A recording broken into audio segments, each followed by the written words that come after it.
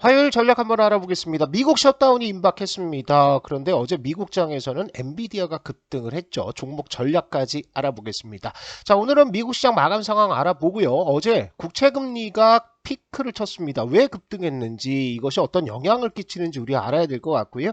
매크로 지표는 계속해서 악화되고 있는 상황입니다. 그리고 미국 연방정부 셧다운이 며칠 앞으로 다가왔는데요. 과거 연방정부 셧다운했을 때 과연 지수의 흐름들은 어땠느냐, 요거 살펴봐야 되겠죠. 그리고 국내 증시 수급 현황 보시고요. 오늘 추천주도 알아보도록 하겠습니다. 어제 미국 시장은 국채금리 급등에 따라서 약세로 시작을 했습니다. 그런데 장중에 저점 매수세가 좀 가동이 됐죠. 그리고 막판 들어서 IT 섹터의 급등으로 인해서 나스닥 지수가 상승 마감하는 모습을 보였습니다. 피어 앤 그리드 지표는 아직까지 공포 구간에 머물러 있는 모습을 보여주고 있고요. 어제는 상승 종목이 더 많았습니다. 3,200개 정도, 그리고 하락 종목은 3,000개 정도가 집계가 됐습니다. 어제 국채금리가 좀 튀었습니다. 10년물 국채금리가 4.57까지 튀었습니다. 많이 튀었어요. 그래서 이런 흐름들이 나오는 것이 왜 그러냐, 일단 기준금리가 높습니다. 5.25에서 5.5%죠. 이렇게 기준금리가 높으면 시장금리는 따라 올라가게 되어 있습니다. 그래서 지금 국채금리는 상방 압력에 노출되어 있는 것은 맞은데, 어제 왜 튀었냐, 어제 국채 입찰이 있었습니다. 3개월물과 6개월물 단기물 국채 옥션이 있었는데, 통상적으로 미국 시장에서는 이렇게 국채 입찰 일정이 있을 때 증시가 하락하거나 아니면 국채금리가 좀 튀는 모습을 보여주고 있어요.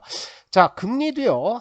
이전에는 5.315%였는데 어제 입찰을 실제 해보니까 5.330까지 국채 금리가 올라가고 있죠. 그래서 이런 흐름들 때문에 국채 금리가 상승하는 흐름들을 좀 보였고요. 최근 들어서 국채 발행이 엄청나게 늘어나고 있기 때문에 이것이 10월 정도 되면은 미국 재무부의 국채 발행 일정이 어느 정도는 좀 소진이 됩니다. 그래서 그때까지는 국채 금리가 계속 올라갈 수밖에 없다. 그러면 조심을 좀 해야 되겠죠. 주요 종목 마감 상황을 보시면요. 대체적으로 올랐습니다. 그런데 이렇게 국채금리 올라가는 과정이니까 금융주 쪽에서는 큰 폭의 상승이 나오지는 않았고요. 자동차 업종들이 반등세를 좀 보였습니다. 테슬라도 전일 4% 급락에서 좀 벗어나는 모습을 보이고요. 여기는 나오지 않았지만 수소차 업체 있죠. 니콜라가 10% 이상의 급등세를 보였습니다. 그리고 빅테크 쪽으로 넘어가면 마이크로소프트, 애플, 메타도 강보합권에 있었고요. 아마존이 1.67% 정도 올랐는데, 아마존이 AI 관련 투자를 늘리겠다라는 발표를 하면서 상승 흐름들이 나왔고, 여기에 따라서 엔비디아도 급등세를 보였고요. 특히나 ARM 상장 이후에 집중적인 매도세에 시달렸었는데 어제 6%큰 폭의 반등세가 나오는 모습을 보여줬죠. 그 종목들은 저점 매수가 가동이 되고 있는 상태지만 매크로 지표는 일제히 악화하는 모습을 보여주고 있습니다. 달러 인덱스가 어제 106선 근처까지 튀어버렸습니다. 저항권이 여기였었는데 이거를 뚫고 올라가 버렸다는 거예요. 국채금리 올라가니까 뭐 당연한 결과이긴 한데, 어쨌든 달러가 올라가게 된다라고 한다면 신흥국에 대한 시선은 좋아질 수가 없습니다. 우리가 기본 전제 조건을 달러 약세가 나온다면 신흥국이 선진국보다 초과 상승할 거다라고 말씀을 드렸었는데, 추세적으로 돌파를 했어요. 그래서 신흥국 증시가 선진국보다 좋아지기는 좀 어려운 상태입니다. 달러가 강세로 갔음에도 불구하고 유가는 크게 빠지지 않았습니다. 그리고 국채금리 올라갔고, 빅스 지표가 18선까지 갔다가 지금 17선 내려와 있는데, 이것도 역시나 시장에는 조금 부담이 될 수가 있죠. 달러의 장기 추세를 보시면 위험하다라고 말씀드리는 것이, 이렇게 연초에 나왔던 고점부 여기를 돌파를 했다라는 거예요. 그래서 이게 추가적으로 상승 나오게 된다라고 한다면 굉장히 좀 우리가 조심조심 주식 투자를 해야 된다라고 보시고, 원달러 환율도 일단 저항권에 들어가서 돌파는 하지 않았는데 오늘 시장에서 어떻게 되는지 한번 지켜보고 대응을 해야 될 것 같습니다. 미국 연방정부의 예산안 진통은 계속되고 있죠. 특히나 무디스, S&P 500에 이어서 무디스까지 미국 연방정부 셧다운은 신용등급에 부정적 영향을 미칠 것이다 라는 기사가 좀 나왔었어요. 그리고 역대 사례를 한번 보도록 하시죠. 1990년대 이전은 우리가 너무 오래된 거니까 빼고요. 1990년대 이후를 보시면 조지 부시 대통령 시절에 셧다운 됐을 때 여기가 셧다운이거든요. 그러면 이전에 빠집니다. 빠지고 나서 셧다운이 딱 발표가 되고 나서 그 다음에는 이렇게 올라가죠. 물론 3일간 셧다운이 됐기 때문에 합의가 된 이후에 안도 랠리를 보이는 것이고요. 클린턴 정부 시절에는 두 차례 셧다운이 있었죠. 여기서 한 번 있었고 여기 있었는데 이때는 뭐 큰 변화가 없었습니다. 살짝 단기 급락하고 나서 그죠? 그리고 나서 반등하는 흐름들을 보였고요. 버락 오바마 시절에는 16일 동안 셧다운이 있었는데 역시나 보시면은 셧다운 우려로 빠졌다가요. 이렇게 셧다운 발표하고 나서 한 차례 급락 그 다음에 다시 회복하는 모습을 보였습니다. 2018년에는 트럼프 정부 시절 가장 최장기간 34일 동안 셧다운이 있었는데 이때는 정치적인 공방이 너무나 심했죠. 그래서 큰 폭의 하락이 나왔다가 정작 셧다운이 발표되고 나서는 지수 반전이 나왔다. 그렇다면 우리도 예상을 해볼 수 있습니다.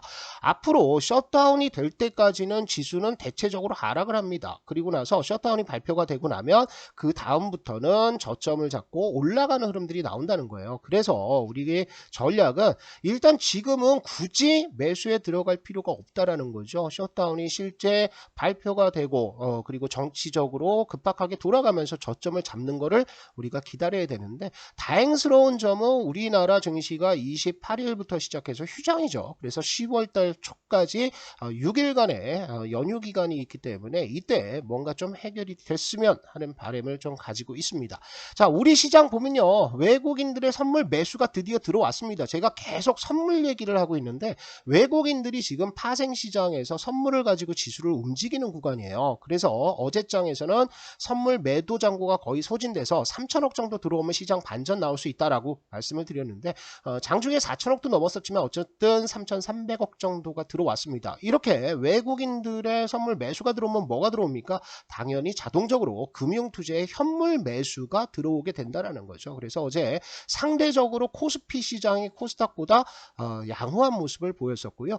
코스닥은 되게 조심해야 돼요. 어제 2% 내외의 급락이 좀 터지면서 수급적으로 많이 밀렸고요. 신용 반대 매매 계좌가 늘어나는 구간들입니다. 여기에 개인들의 예탁금 보시면은 50조 원 후반, 50조 8천억에서 48조까지 줄었습니다. 거의 3조 원의 자금이 지금 시장에서 이탈했다. 그러면 개인들의 매수 여력도 굉장히 떨어져 있는 상태라는 거죠. 증시가 만약에 지수가 하락하면서 질질 흘러내릴 때 여기에 받쳐주는 물량이 없다, 호가가 없다라고 한다면 순식간에 급락이 나오면서 투매 과정으로 나갈 수도 있어요. 그리고 신용잔고도 여전히 줄지 않고 20조 2천억 수준, 굉장히 좀 부담스러운 수치죠. 우리가 오늘 시장에서는 급락이 나오는 것뿐만 아니라 뭐도 나올 수 있다? 급등도 나올 수 있습니다. 그만큼 변곡점, 상당히 불안정한 구간이라는 거예요. 왜 그러냐 하면 ADR 지표가 75선 그리고 코스닥은 70선을 깨고 내려갔습니다. 이렇게 내려가게 되면은 종목들이 충분히 조정을 받았다라는 거죠. 그래서 여기에서 만약에 조금의 매수세만 들어온다라고 한다면 종목들이 일제 반등이 나올 수도 있는 구간이에요. 그래서 지금은 우리가 시장을 예단하면서 전략을 잡고 공격적으로 나가기는 되게 어려운 상황입니다. 일제 반등이 나온다고 한다면 그 반등은 버리면 돼요. 안 먹으면 그만입니다. 다만 우리는 지금 불확실성을 좀 해소하면서 가는 게 낫다. 그래서 조금 보수적으로 대응하시고 또 부탁을 드리지만 신용 레버리지는 줄이는 게 낫다.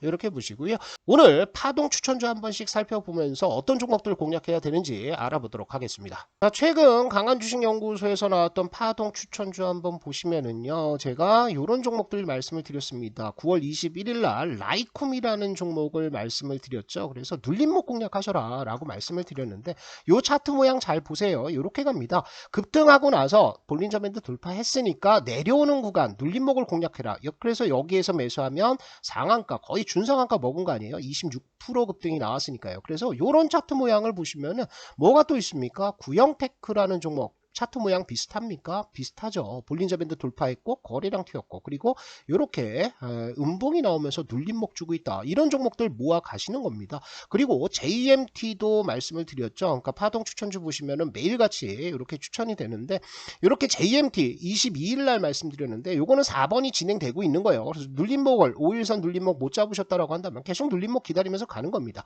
만약에 매수하셨던 분들이면 오늘 올라가면은 수익 실현 하시는 거고요. 그래서 이런 식으로 여러분들이 눌림목을 공략해 주셔라. 그렇게 진행하시면 될 것 같고요. 내가 단타는 잘 모르겠고 중장기 투자를 하는 분들, 특히 나는 좀 길게 좀 묻어두는 투자를 하시겠다라고 하시면 이렇게 서현 이화와 같은 자동차 업종들 담아놓으면 좋습니다. 차트 모양들 보면 급락이 이전에 나왔죠. 그리고 나서 역배열 과정에서 쌍바닥을 잡았어요. 그리고 이렇게 안착하면서 수렴하는 모습을 보여주고 있습니다. 딱 삼각 수렴이죠. 그래서 이렇게 수렴하고 나서 아래로 터지면 손절하면 되는 거고요. 위로 가면은 그때부터 이제 새로운 추세가 시작이 되는 거다. 이렇게 생각을 하시면 좋을 것 같습니다. 오늘도 파동 추천주 나와 있어요. 그래서 오늘 파동 추천주까지 강한주식연구소에서 확인을 하시면 될 것 같고요.